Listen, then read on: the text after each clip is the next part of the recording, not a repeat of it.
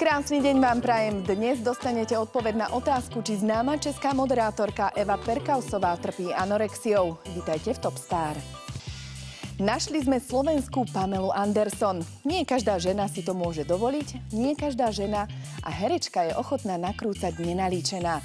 Zuzana Fialová v novom filme Hviezdi bez vizáže.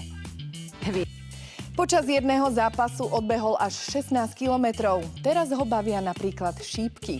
Marek Hamšík sa definitívne lúči s kariérou, údajne kvôli jeho rodine. O všetkom sa otvorene porozprával s mojou kolegyňou Saškou Orviskou. Z manželky princa Harryho je vychytená kuchárka. Meghan na streamovacej platforme predstavuje svoju doteraz nepoznanú stránku.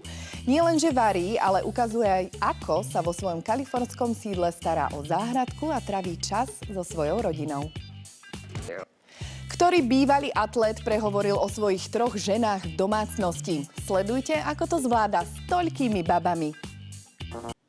Viete, na čo sú skvelé filmové festivaly?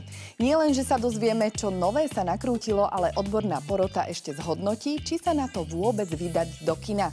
V Texase predstavili 3 novinky, jednu lepšiu ako druhú. Môže jesť čokoľvek a nepriberie. Poďme aspoň na chvíľu závidieť krásnej českej moderátorke Eve Perkausovej.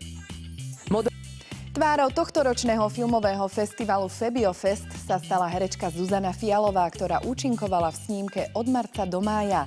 Bez nároku na honorár film aj osobne na otvorení vedie. Silvia Kučerenko začína nový život v zahraničí a dôvod?